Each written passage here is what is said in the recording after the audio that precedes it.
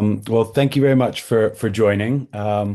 We've left it a minute, so oh, there it goes. Thank you for joining. We are at 41, so we've got a hundred or so people have asked to join. But welcome to the 15th webinar from Earthly, where I'm happy to be joined by my team today. To introduce myself, I'm Lorenzo Curci, the co-founder and chief commercial officer. I'm joined today by my wonderful team. So Sharan, do you want to start with the introductions on your side? Yes, thanks, Lorenzo. So, hi everyone, I'm Sharan. I'm the research lead at Earthly. I have a background in ecology and I've been with Earthly for close to 2 years. And yeah, I was part of the team that built Keystone 3. So excited to talk to you all about it today. Over to Maria. Hello everyone, my name is Maria Allender. I'm also part of the research team. Also have been responsible for redesigning Keystone, and I have background in remote sensing. Over to you, Monica. Hi everyone, I'm Monica Mayorga. I'm also part of the research team, and my background is in marine biology and marine environmental management.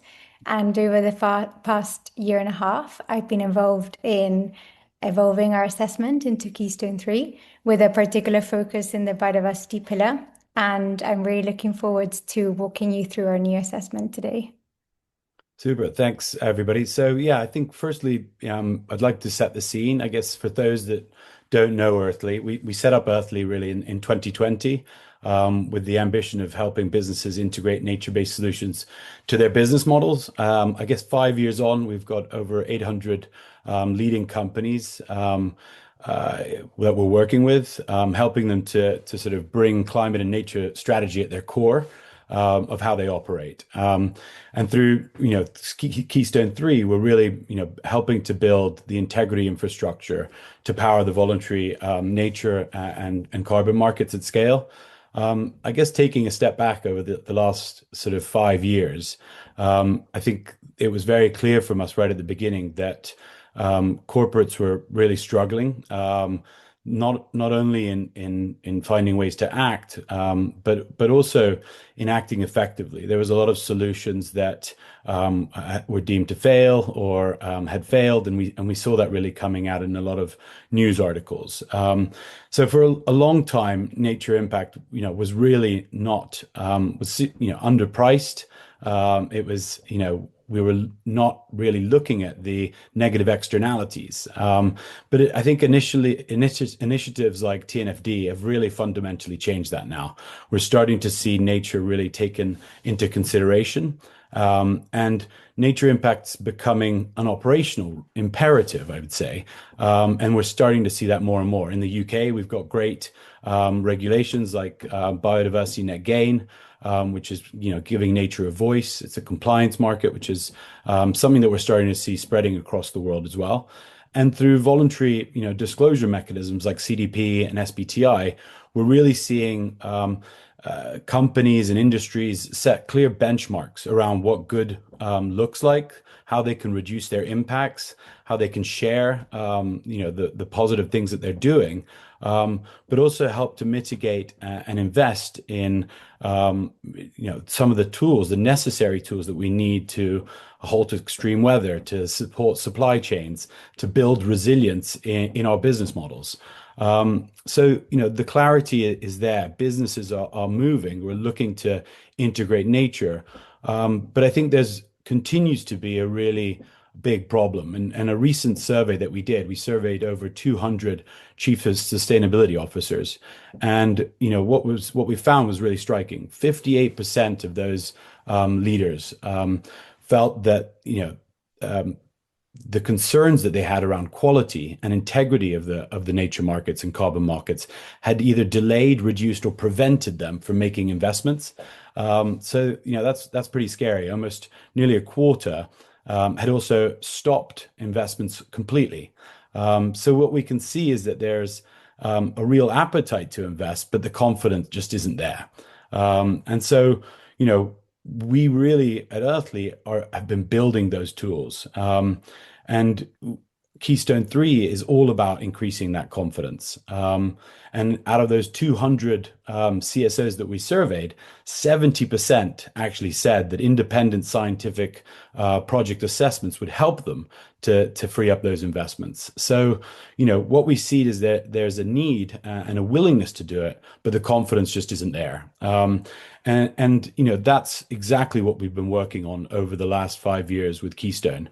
And today we've scored over 1,000 projects, and only 90% have met our minimum standards. And what we've worked on, I think importantly, what you'll see from the team is that we've really looked at building Keystone 3 through a really holistic lens, looking at not only the carbon pillar, but biodiversity and people. And one of the striking things that we found right at the beginning is that people pillar is often where things fail, and it's one of the critical things that we are trying to bring out and bring to the fore, where other elements of the nature markets, carbon markets, have not done that. So I guess I'll jump to you, Sharan, to give us a quick review of where we are with Keystone, of the latest developments, and yeah, I'll pass over to you. Thanks, Lorenzo, and thank you everyone for joining today. So I want to start with something that might sound quite obvious, but I think it's worth saying out loud. Assessing a nature-based project well is genuinely hard. These are complex living systems that operate in contested landscapes with communities, ecologies, and carbon dynamics all interacting with each other. So a framework that only looks at one of those things isn't really telling you very much. What you're actually looking at on the top right of your screen right now is actually a real project score from Earthly's platform. So an overall rating of 8.4, broken down across carbon at 8.3, biodiversity at 9.3, and people at 7.5. Those three numbers are telling a meaningfully different story than a single aggregate score would. So what this visualization and this score makes immediately clear is that a project can look strong in one area but have real gaps in another. And that's something that a single metric assessment would not be able to surface. So a carbon-only view of a project might look fine, but then you go in and discover that the community has unresolved land rights disputes, or that the biodiversity monitoring is essentially just non-existent. So Keystone 3 shows you the full picture, and that is what it is in fact designed to do. It refuses to collapse nature projects into one number and call it then a holistic assessment. And what I want to do in the next few minutes is walk you through what it is, how it works, and why the updates in this version matter. So the scoring that I just spoke of, it's an output of a framework covering over 160 indicators across three core pillars, so carbon, biodiversity, and people, all applied through a single consistent methodology, regardless of the standard or the registry or the project type. So whether you're looking at a Vera project, a Plan Vivo project, or say a biodiversity credit under a newer standard, you're applying the same analytical bar to all of the projects. That comparability is something that buyers consistently tell us that they need, but it's something that they rarely get. The framework is also technically adaptive. So the indicators that we assess flex to the type of the project that's being assessed. So a biochar project and an avoided deforestation project, for example, face fundamentally different permanence and leakage challenges. So Keystone is able to account for that without abandoning consistency. And beyond this point in time assessment, the framework incorporates continuous monitoring. So satellite imagery, geospatial analyses, live environmental data, all of it. So the score that you see then reflects current performance and not just how a project looked like during its previous verification. On the scoring model, which is the matrix that you see right below that rating, is I think also worth spending a moment on, because it's where Keystone 3 is doing something genuinely distinctive. So every indicator that we score, that we assess across the three pillars, is scored on two axes. So maturity and confidence. Maturity captures what the project is doing. So from 0, meaning not addressed, through to 4, which is best practice. And confidence, on the other hand, captures how well evidenced that is. So from 0, no explicit mention, through to 3, which means independently verified or third party audited. These then combine into a composite score per indicator, per pillar, and then finally per project. Critically, neither access can compensate for the other. So, an indicator scoring a maturity of 4, which is the best practice, but being assigned a 0 confidence because we essentially have no supporting evidence, finally will score a 7 at best. And that's deliberate. It directly addresses something that we see constantly. So, strong project design on paper, but an evidentiary base that is then essentially just self-reported. To then list on our platform, the Earthly Marketplace, a project must reach that yellow-green zone in the matrix, which requires a meaningful combination of both maturity and confidence across all 3 pillars. And that threshold, it filters out a significant share of what we review. So that's that on the scoring model that sits behind the projects. I'll now hand over to Maria, who will take you through the carbon pillar in detail. Thank you, Sharon.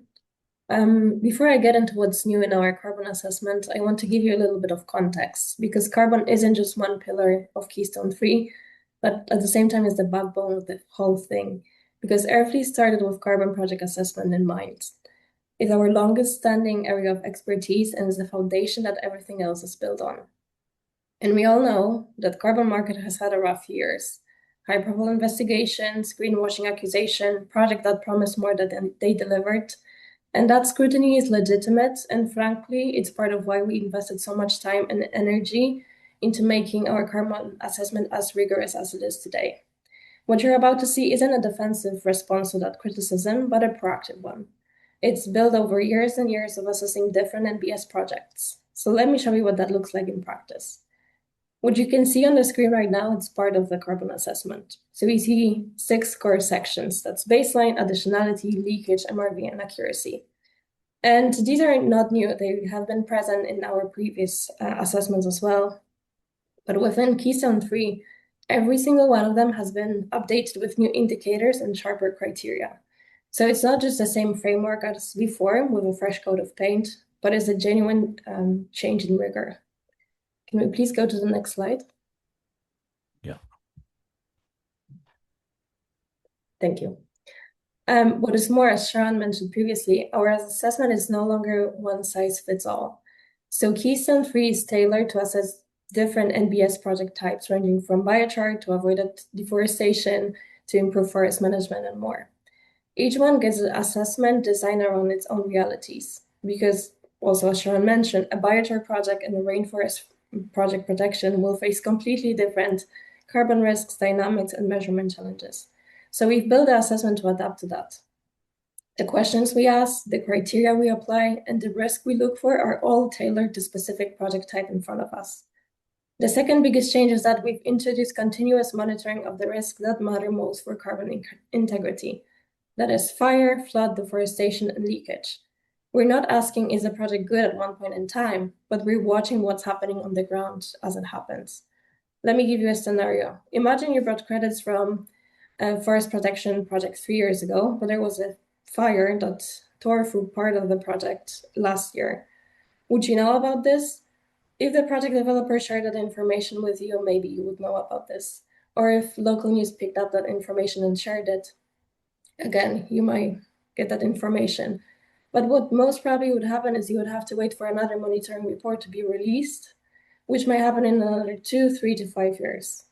But with Keystone 3 and our continuous monitoring, we try to give you that information as soon as it happens, as soon as we are aware of it. So continuous monitoring keeps an eye on that risks. And that's also reflected in scores because they're no longer frozen at the time of the assessment, but it reflects what's actually happening on the ground. So it turns carbon claim into a carbon fact and gives you something solid to stand behind when reporting to stakeholders. And last but not least, one of the biggest improvements of Keystone is that, as I mentioned before, it's able to adapt. is able to adapt to different types of projects. And on our platform, you might have seen that we also have biodiversity projects. So these are projects that are monetizing nature and habitat outcomes, not carbon. So you might assume that carbon assessment stops here, but it really doesn't, because Keystone applies a carbon lens to every single project that we assess, regardless of what it's selling. For biodiversity projects, we don't expect a full baseline study or a full leakage analysis from the project because that would be disproportionate. But we look at 4 key things. The first one is potential carbon impact of the intervention, developers' awareness of that impact, how they're more or less knowingly monitoring it, and the long-term permanence of any carbon benefit. What's interesting is that what happens when we share those findings with developers, often they either hadn't thought about the carbon dimension of their project at all, so our assessment opened their eyes to the impact and the co-benefits they hadn't quantified. But at the same time, we get questions from project developers asking us for guidance how they could increase the carbon score and what they can do to really study carbon as well. So what they can include in monitoring plans, how they can conduct a baseline study. And I think this is the real added value that we bring beyond just scoring. For buyers of biodiversity credits, this means also something important because every project that you're investing in has been stress tested for carbon risks too. So even when that's not what you're paying for, we're making sure you're getting the full picture. Carbon is where every assessment started. As you can see, we continue to set the highest bar. Whether a project is selling carbon credits or no, we believe carbon integrity is non-negotiable. I'll hand over to Monica now, who will take you through the biodiversity pillar. Thank you, Maria. Our biodiversity pillar in Keystone 3 evaluates project impact across 8 key sections, and each of the sections and indicators within these have been updated and strengthened in Keystone 3. I will give you a brief overview of each of these sections in this slide. So firstly, benchmark assesses the completeness of the project's ecological baseline, which includes baseline habitat conditions and the environmental pressures that the area faces. Beyond business as usual looks at how project activities, whether they're actually going beyond what would happen without the intervention, and we look at both financial and non-financial barriers to implementation. Within suitability and risk, we evaluate whether the project interventions are ecologically appropriate. Within monitoring, reporting, and verification, we assess the robustness of the monitoring systems in place, how transparent the reporting is, and whether the outcomes are being independently verified.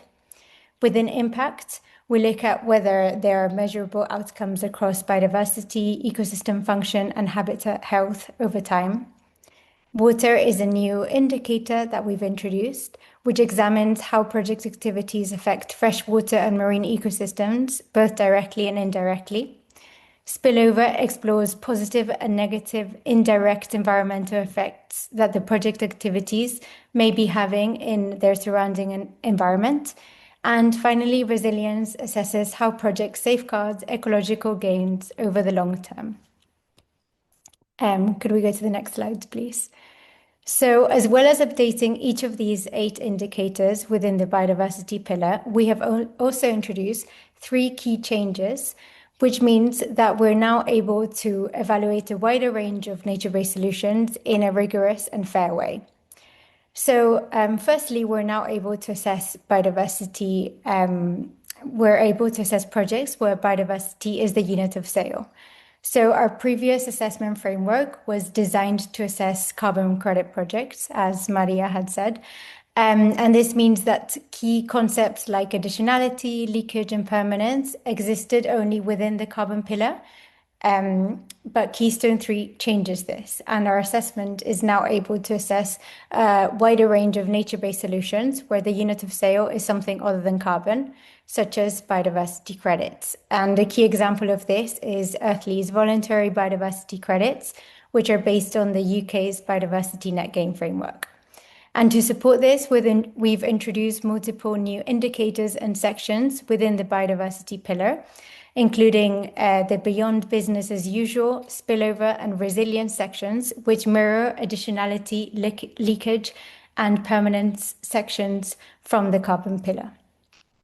So secondly, our Keystone biodiversity pillar is also adaptable to different project types.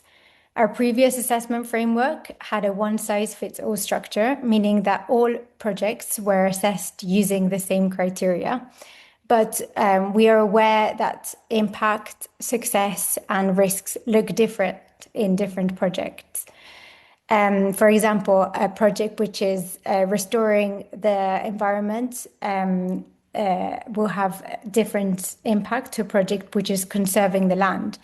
And similarly, the environmental risks facing a project on agricultural land are also very different to those located in a wetland or a forest ecosystem. Our new biodiversity pillar framework takes into account these variables by introducing flexible context-sensitive indicators that adapt depending on the project type which is being assessed. And we've also introduced a distinction between new and established projects.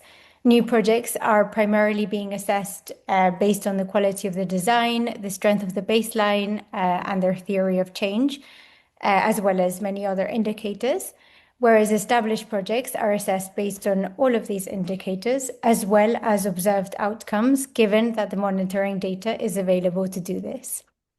And this ensures that Keystone is providing a rigorous but fair assessment and is generally reflective of the diversity of nature-based solutions out there. And lastly, the biodiversity pillar within Keystone has brought a stronger focus on water.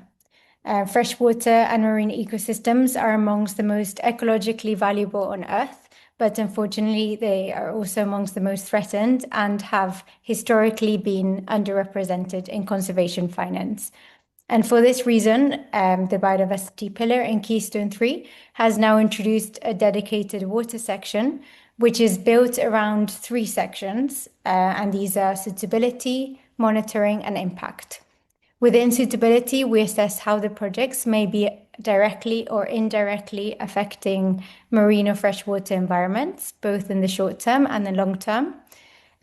Within monitoring, we assess whether the projects are using appropriate tools, indicators, and sampling strategies to monitor their impact on water ecosystems.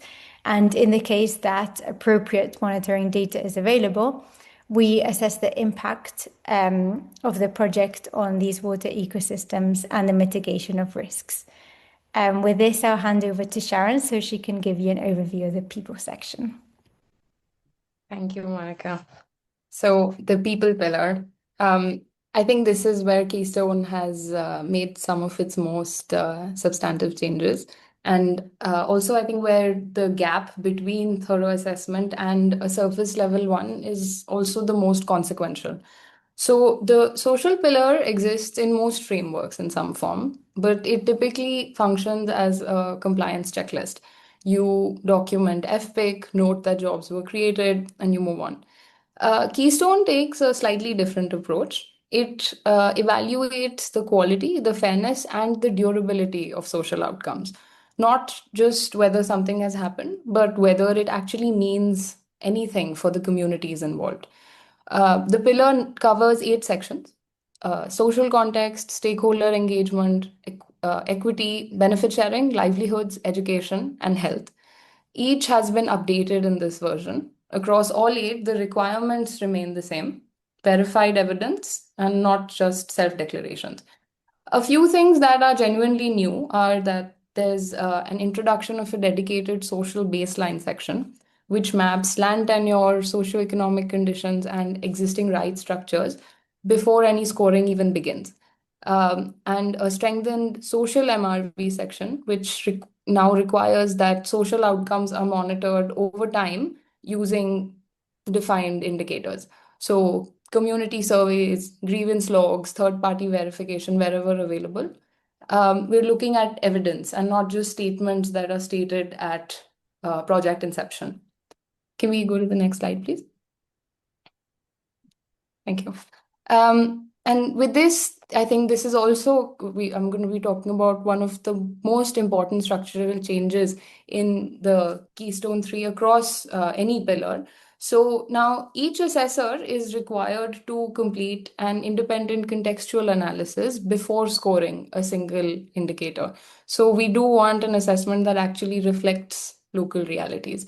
The contextual analysis covers four things: land tenure, including the history and the ownership and customary rights, a socio-economic baseline of local conditions, access to healthcare, employment, education, and stakeholder mapping um, that identifies both direct and indirect stakeholders, their level of influence in project design, all of that. And then lastly, an analysis of community and indigenous rights and practices. So these aren't scored directly, they are the analytical foundation that the rest of the assessment is then built on. And the reason that this matters is fairly straightforward. It's the same criterion scored identically, like we've been talking about through the assessment. The same criterion scored identically in two very different contexts can represent completely different outcomes. So, benefit sharing in a context with secure, recognized land tenure functions entirely differently from benefit sharing in a context with contested or unrecognized rights. The one size fits all scoring approach that Monica also spoke about misses that distinction entirely. And Keystone 3 is designed to kind of build context in from the start for the people pillar, especially, but also for the others. Can we go to the next slide, please? Yeah. So I think that's all on the people pillar bit, but just to summarize, um, I think like Lorenzo said, after having assessed over or screened 1,000 nature-based projects, one pattern has emerged as consistent, that integrity risks emerge when projects are evaluated in silos. That's the problem that this framework was built to solve. And these 3 points on your screen capture why it matters. One, the market needs it. So investigations have found that 90% of, a lot of carbon credits are phantom credits, carbon that was never actually protected or sequestered. In our own experience, like Lorenzo said, over 90% of the nature projects we review fall below standard. So this independent assessment that we do isn't just a nice to have, it's the baseline requirement that we need to function. Second, our holistic assessment builds more resilient projects.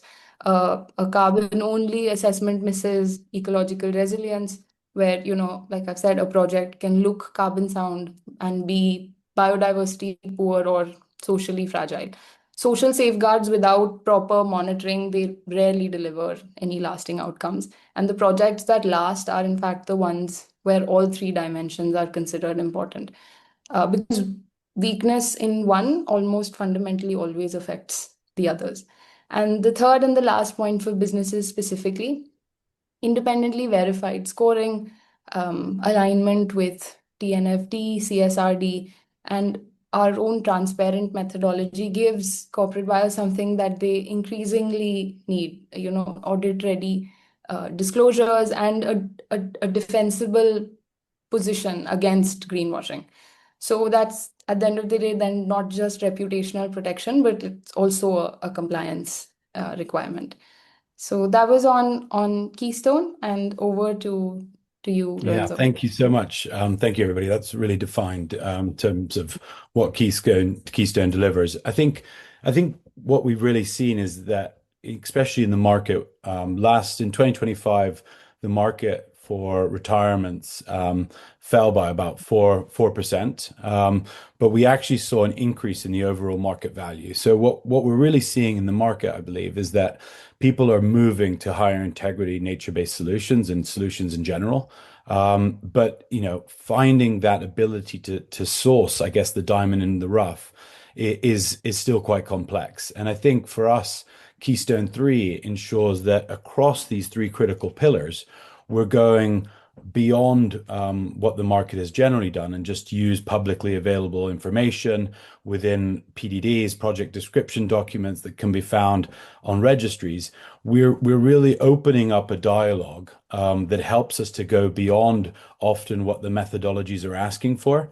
And asking the developers directly, what are you doing on the biodiversity side? Yes, it's a carbon project under a methodology which is primarily delivering carbon, but what are you doing for biodiversity? We want to move away from a monoculture, and we want to make sure that the people benefits are clearly delivering, because these are the issues that we've seen in the market, where greenwashing or delivery or risks are increased over time. It's through, I guess, this holistic lens that we believe that risk can be reduced. And I think this is becoming really important as businesses are aiming for their overarching goals, whether that's net zero, nature positive. This tool enables you to tick and achieve those goals, but also to ensure that people are brought into it, or it's delivered in a holistic nature. And as I said at the beginning, I think it's really important that these tools continue to develop. We're continually using technology to help us deliver on this, and I think that's one of the problems in the market is ensuring that we're using the latest and greatest tools, and there are so many out there now. So, I'll touch on a few questions, and please do put some questions in the chat if you have any. But maybe starting, I guess, from the carbon pillar, Maria. I guess, when you're looking at buyers comparing projects, what are the top sort of red flags that Keystone is designed to catch at an early stage? That's a great question. I think one that matters to buyers a lot, especially navigating this difficult market. As I mentioned previously, and as you mentioned, and Sharon, we assessed a lot of projects over time, more than hundreds, around 1,000 projects. And using that information, we were able to create the Keystone so that it's designed to catch a lot of the red flags at the very early stages. So I'll mention a few red flags that we see come from time to time again. And I think the first one is weak or absent baseline, because if the project cannot tell us what the starting carbon stocks were, well, that's an immediate concern because we cannot measure the progress from an unknown starting point. The second one could be overclaimed carbon impact, because if the project's figures significantly exceed what we see in literature, what our own assessor analysis is saying, or what similar projects in similar locations are achieving, and there is no convincing methodology that would explain this gap, well, again, that's another serious red flag. I think the third one could be no leakage analysis, or project assuming zero leakage without any justification. This is a particular concern where activity shifting is a real possibility. And it was a good. Oh, we lost you a little bit. We lost you a little bit on the last point. Can you hear me now? Yes. Okay, so leakage, no leakage analysis, especially in areas where activity shifting is a real possibility. A classic example here, project protects forests in one area, but deforestation pressures are simply moved somewhere else, and the project isn't really doing anything about it. They might not have a leakage mechanism in place, no mitigation. This is a significant red flag for these types of projects. Another one can be permanent risks without mitigation.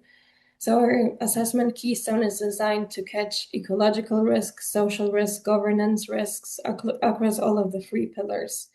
But if they're present, but there is no management plan, no mitigation plan, no buffer pool contribution, the long-term integrity of the project is questioned. And I think these are some of the red flags that Keystone is designed to catch very early on. Amazing. And I guess one of the things that I guess a lot of businesses are looking at, and we're all sort of struggling with, is the use of AI.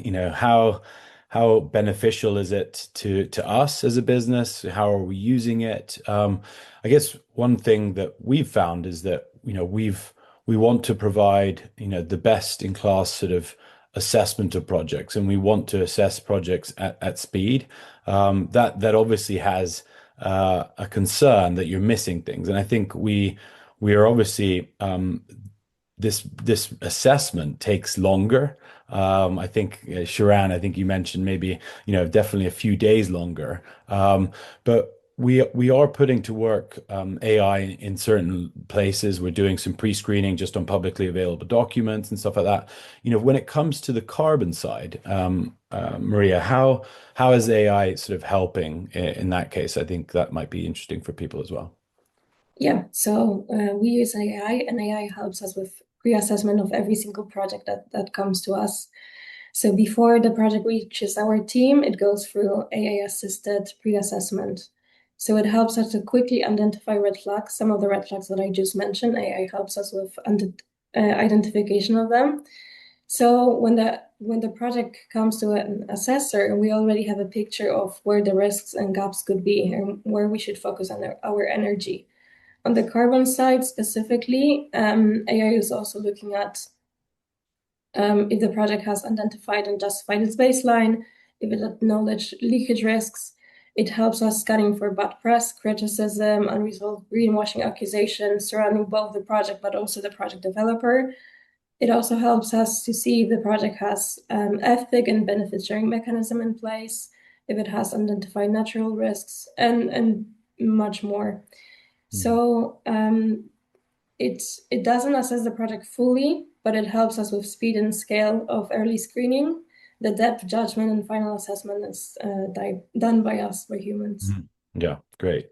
And I guess Monica, I really liked, the biodiversity side of things, and obviously you touched a little bit on the voluntary biodiversity credits that we're launching.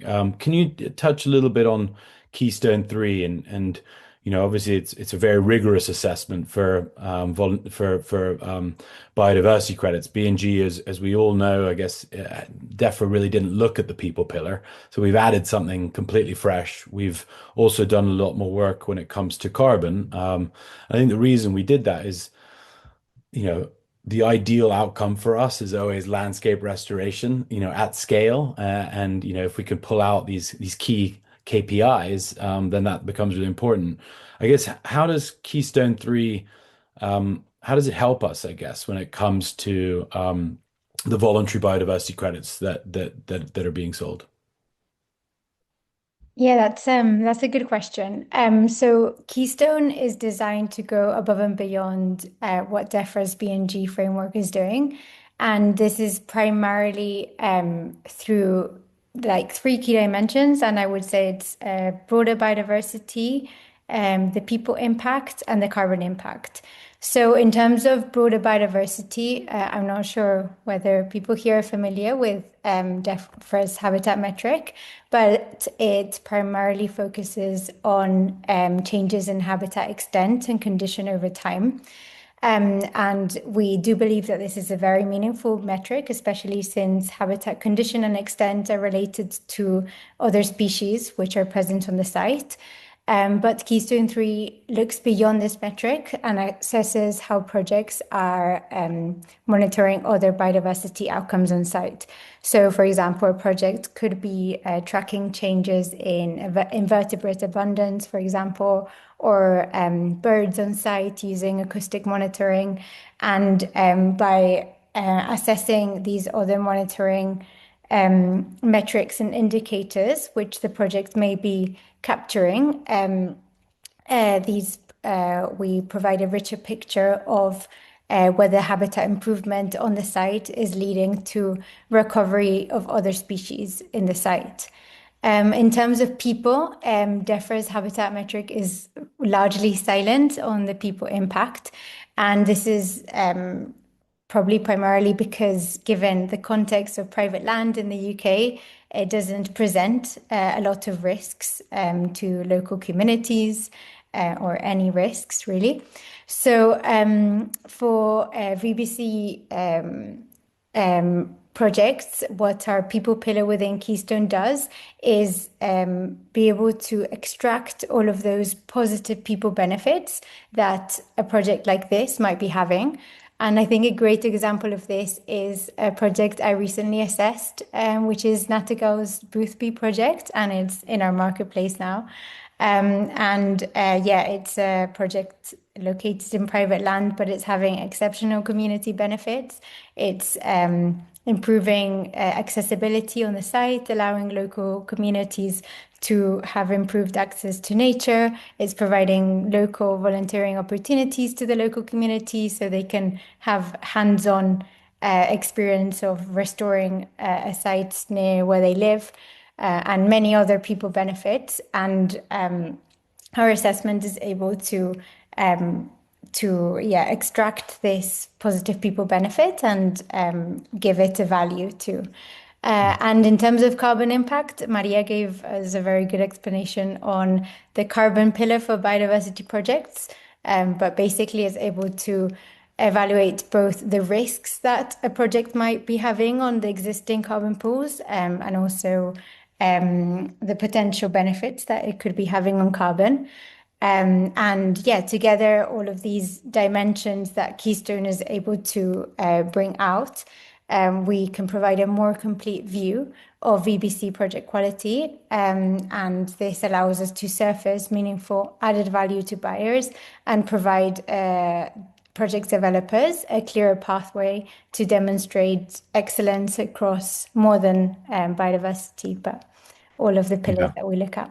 And I think that point about, trying to help developers is really critical. I think, one of the things that we've been doing is really sharing the outcomes, the gap analysis with project developers so that they can continue to improve or address some of the gaps that we find through Keystone 3. But you touched on something really interesting, sort of the people side, and talking about Nattergal, that wasn't obviously an obligation for them to do that, to bring in that people pillar if they were just delivering BNG, but they've gone above and beyond. I guess a question related to the people pillar then, Sharan, is sort of how do those people outcomes connect to project durability? Like, how can we really look at, can we see a link between the two? Love to hear your thoughts on that. Yeah, I think the connection is quite well evidenced and it's fairly direct. So projects with secure, recognized community land rights and active local governance structures are significantly more resilient to the pressures that cause projects to fall. So encroachment, political change, climate stress. A community that has genuine ownership of a project, that a community that sees economic benefit from it and it has participated in its design, has an incentive to protect it. One that's been excluded or consulted only nominally is at best indifferent and at worst actively hostile. So social integrity and then ecological permanence are not two separate things. They predict each other. Uh, the red flags that you should typically in such a case watch out for would be contested or unrecognized land tenure, which often doesn't surface in project documentation, but it does show up in our contextual analysis. FPIC processes that are described, but then they lack any documentation of the process happening itself. Benefit sharing agreements, which I spoke of earlier, where the communities haven't been independently consulted and there's no actual verification of what's been received. So these are some red flags that in the absence of, we find that the project has a higher likelihood of failing in the long term. And I guess, I would love to touch on sort of how long the process was, going a little bit off piece. Like, where did the research team sort of argue most about what should or shouldn't be brought in? Is there anything you can share with the audience about the biggest arguments you had? Yeah, I mean, of course, like any process, there are arguments, but at the end of the day, we all knew that we were going into it with the same mindset. We wanted the best from the projects for the projects, really. I think the arguments really came to deciding what the bar should be, what the threshold should be. Of course, given that a lot of us come from applied sciences backgrounds, we can tend to sometimes assess a project, we tend to look at it harshly also, or maybe too leniently, but then the assessment and the methodology came into effect such that we're able to differentiate, like I said, based on context, based on impact versus design. So all arguments, I think, were in the end, they've Okay. given us Keystone, so we're all grateful and we're all still friends. Yeah, okay.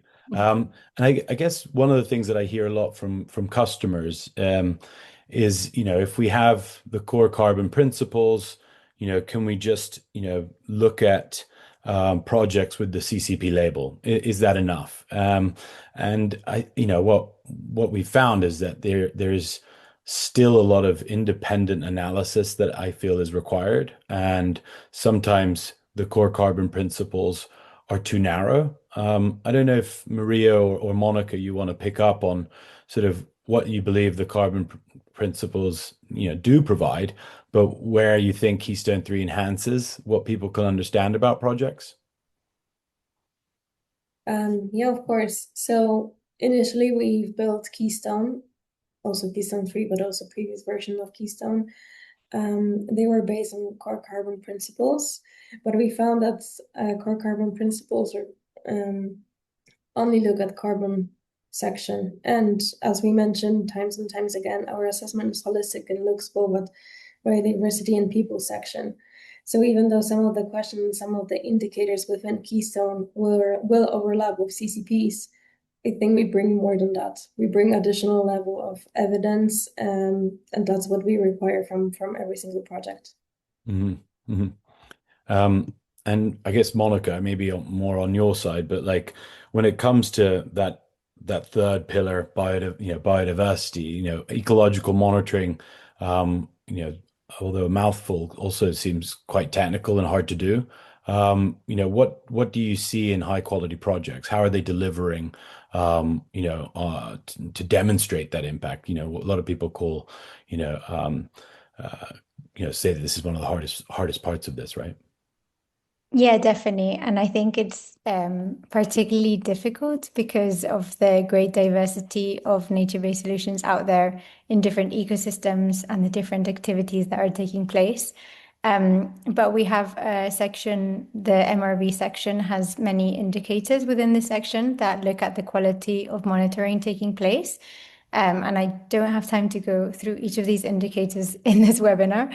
But what we mainly look at is what is being monitored, how is it being monitored, and whether the project has demonstrated it has a technical capacity and the financial capacity to monitor these biodiversity outcomes over time. So in terms of what is being monitored, we look at the indicators that have been selected and look at multiple criteria, including whether they're responsive, directional, quantitative, comparable, whether they're using standardized metrics such as species richness or population abundance that allow meaningful comparisons over time, whether they're comprehensive, therefore encompassing multiple dimensions of biodiversity. And this would include, for example, including a structural component such as canopy cover, indicator which is related to ecosystem functions such as soil health or water quality, and that it covers relevant species, including functionally important endemic species, endangered species, or those which would likely be impacted by the project's activities. But we strongly think that biodiversity monitoring is only as credible as the team and the resources behind it. So we also assess whether the project has demonstrated it has the capacity to carry out monitoring consistently over the whole project period. So this would include, for example, having a technically capable team within the project developers team, or hiring external ecologists with relevant expertise and demonstrating they have the financial capacity, like a sufficient budget allocated to monitoring over the Yeah. project duration.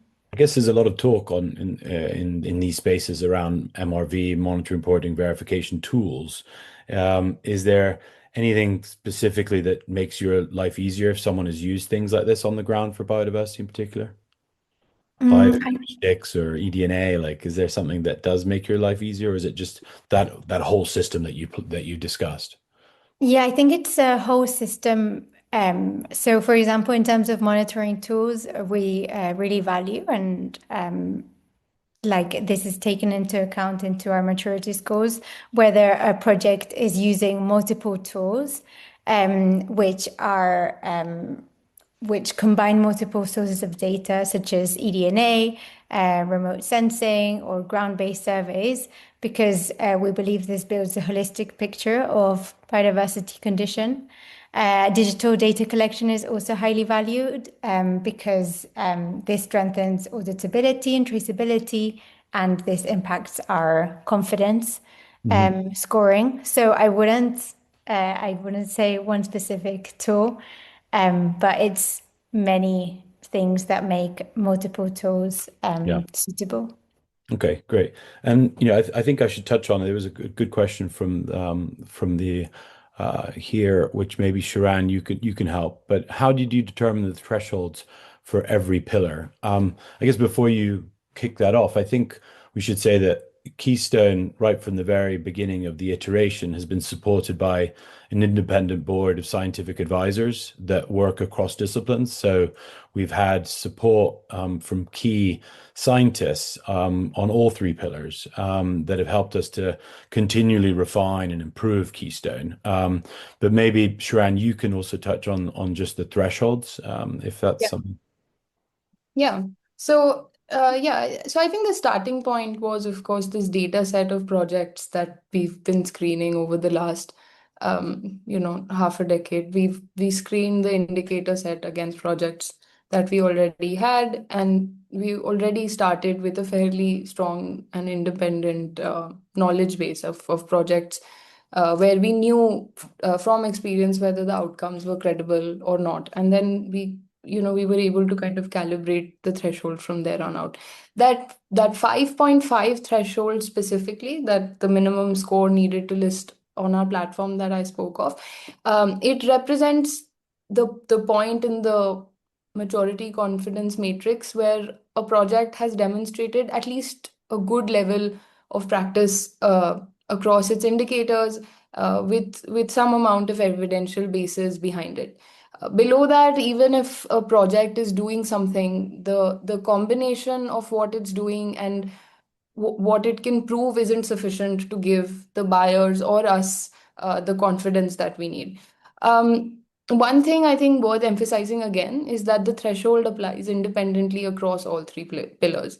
So a project can't compensate for a weak people score with a strong carbon score. So each pillar has to clear the bar on its own terms, and that is again a deliberate design choice, because a project, like we've been saying through the webinar, a project that is carbon sound but socially or ecologically deficient is not a project that we think that buyers should be backing. So yeah, the threshold will of course evolve over time as our portfolio, the market matures, as we have more monitoring data, as we accumulate it, and as the best practice raises the floor across our industry. I think we can expect to revisit this, but the framework right now in itself is designed to be a living standard and not this fixed bar that becomes easier to clear as projects Mhm. can maybe get better at gaming it. Yeah. And I think the one of the things that really starts to stand out in where we feel the market is moving is that, you know, evidencing these outcomes is going to become more and more important. And whether that's voluntary standards like TNFD, or more regulatory requirements. I think recently we've had, procurement tender changes where to win a government procurement contract, we have to demonstrate clear impact, whether that's greenhouse gases, environmental protection. So I think evidencing these outcomes is going to continue to become really important. And I think that by evidencing so many outcomes across what we think is this holistic lens becomes even more valuable to companies that are trying, I guess, in some way to battle against what sometimes has been a bit of a siloed system. So climate is carbon, TNFD is nature over here.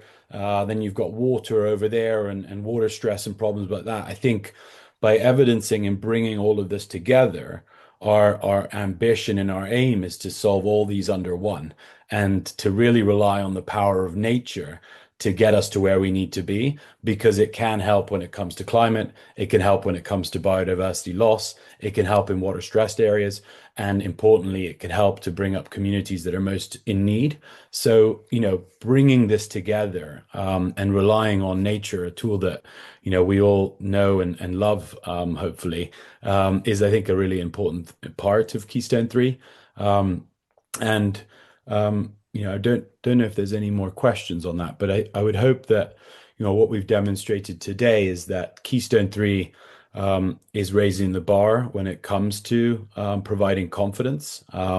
We feel that the market is, and it's shown by the numbers, moving to confidence.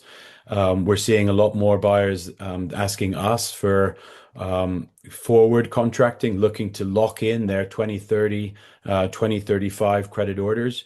And the numbers prove that that's happening across the market. Last year, it was a 3x increase in value size of companies looking and securing such forward contracts. So, quality is I think, luckily, at the forefront now, and systems that can evidence the quality across these multiple indicators, I think, will really help corporates to achieve their goals. So, I'd like to thank all of you for attending. If you'd like to hear more, please get in touch. I'll put my email in the chat here, but there's also a link to the Keystone 3 page on our website. You can request the white paper. And I'm sure we'll be doing more sessions like this, and we're happy to share more on how we're achieving the integrity that we're trying to push through the market. And again, thank you, Sharan, Monica, Maria, for your insights and all the hard work in bringing this out to market. But for now, thank you, everybody, and I hope you have a great day and hopefully be in touch. Take care.